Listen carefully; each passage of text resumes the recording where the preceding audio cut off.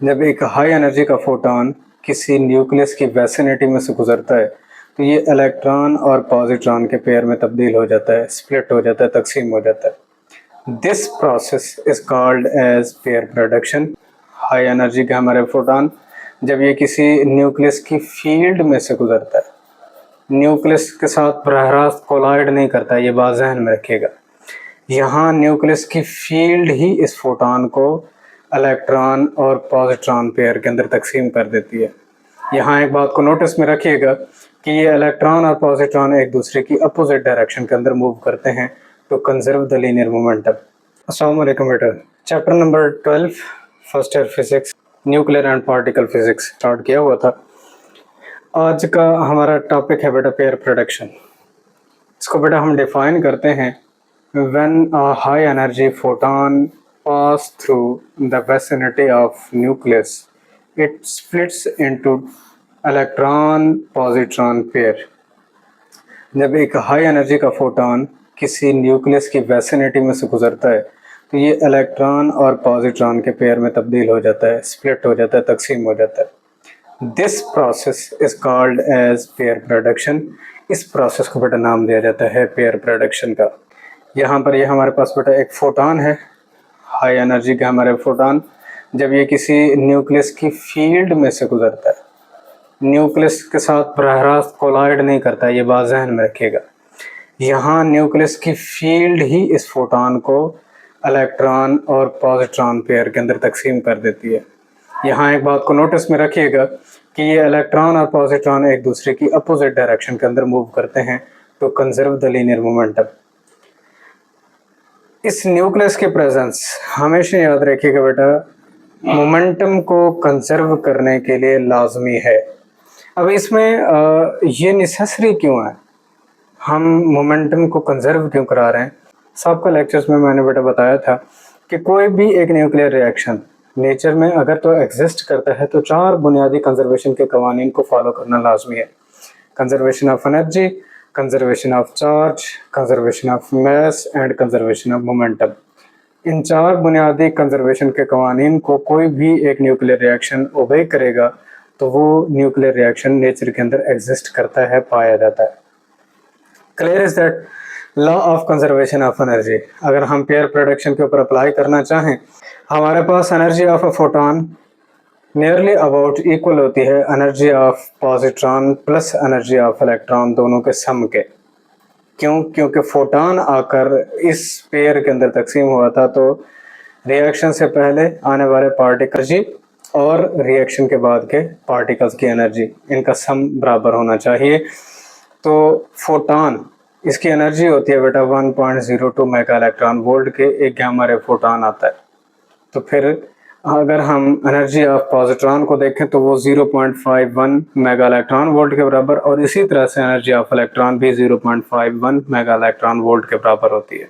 हमेशा याद रखिएगा बेटा, एक ऐसा फोटॉन जिसकी एनर्जी हमेशा ग्रेटर और equal to 1.02 mega electron volt के बराबर होती है, ये एनर्जी रखने वाला फोटॉन ही पेयर प्रोडक्शन प्रोड्यूस कर सकता है। अदरवाइज हमारे पास एक ऐसा फोटॉन जिसकी एनर्जी लेस हो 1.02 मेगा इलेक्ट्रॉन वोल्ट के, इस तरह का कोई भी फोटॉन पेयर प्रोडक्शन प्रोड्यूस करने के काबिल नहीं होता। दूसरा हमारे पास है बेटा law of conservation of charge. आपकी बुक के अंदर उसने जस्ट दिए हुए, मैंने यहाँ पर आपको ये लॉ वेरीफाई करके दिया।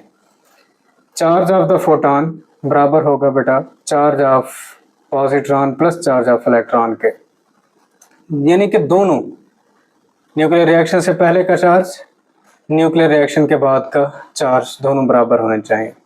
तो चार्ज ऑन फोटॉन बेटा आपके पास 0 होता है, चार्जलेस पार्टिकल होते हैं। पॉजिट्रॉन के ऊपर पॉजिटिव और इलेक्ट्रॉन के ऊपर नेगेटिव चार्ज हो जाने की वजह से ये भी न्यूट्रलाइज कर देंगे। रिएक्शन के बाद का चार्ज भी आपके पास 0 होगा, तो यहाँ चार्ज कंजर्व होता दिखाई दे रहा है। Law of conservation of momentum, momentum of photon is equal to momentum of positron plus momentum of electron. बेटा अगर तो हम बेटा बात करें rest mass of the photon आपके पास 0 होता है, इसकी स्पीड जो कुछ भी हो, जब मोमेंटम की तारीफ की जाएगी P is equal to mv। अब रेस्ट मास जीरो है तो इनिशियल मोमेंटम रिएक्शन से पहले का ये बेटा आपके पास जीरो बनेगा। मोमेंटम ऑफ पॉजिट्रॉन, मैं यहाँ पर p फॉर द पॉजिट्रॉन लिख रहा हूँ बेटा, mp/v पॉजिट्रॉन के मास और वेलोसिटी का हाथ से ज़रब plus MeVe mass of the electron, velocity of the electron ज़रब करना है तो मोमेंटम ऑफ द इलेक्ट्रॉन मिलेगा। अब चूंकि मैंने यहाँ पर कहा था कि इन दोनों की अपोजिट डायरेक्शन में मोशन, हम इसीलिए दिखा रहे होते हैं कि इन दोनों के मोमेंटम का सम फिर जीरो हो जाएगा। Law of conservation of momentum लाजमी तौर पर हमने वैलिड कराना है क्योंकि पेयर प्रोडक्शन हमें नेचर में मिलती है। Law of conservation of mass energy, अब यहाँ गौर कीजिएगा, हमारे पास एक एनर्जी का एक फोटोन वेसिनिटी ऑफ न्यूक्लियस में फिर मटेरियल पार्टिकल पॉजिट्रॉन और इलेक्ट्रॉन के अंदर तब्दील हो रहा है, तो एनर्जी मास में तब्दील हो सकती है और मास एनर्जी में तब्दील हो सकता है आइंस्टाइन एनर्जी इक्वेशन के तहत।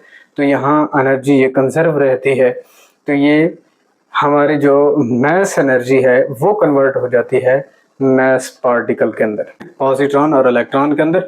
और पॉजिट्रॉन क्या है, एंटी पार्टिकल ऑफ इलेक्ट्रॉन है, पार्टिकल और उसका एंटी पार्टिकल प्रोड्यूस हो रहा होता है। इस पेयर प्रोडक्शन के अंदर हमारा एक छोटा सा शॉर्ट क्वेश्चन बारहा आपसे पूछा जाता है बेटा, why pair production does not take place in the vacuum.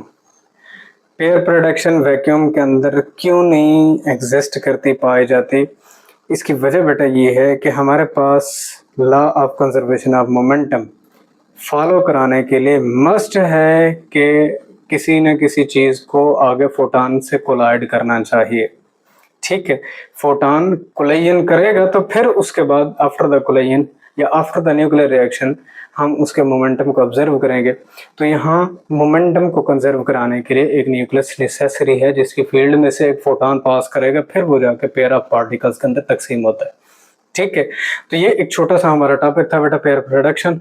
हो सकता है ये लॉन्ग क्वेश्चन भी बना दे, पॉसिबिलिटी है, ये नहीं है कि शॉर्ट क्वेश्चन के तौर पर आपने इनको देखना है। ये सारी MCQs हैं, कौन सा फोटोन पेयर प्रोडक्शन प्रोड्यूस कर सकता है और कौन सा प्रोडक्शन प्रोड्यूस करने के काबिल नहीं होता। ये था हमारा टॉपिक। इंशाल्लाह अपने नेक्स्ट लेक्चर के साथ हाजिर होंगे, तब तक के लिए इजाज़त दीजिए। अल्लाह हाफिज़।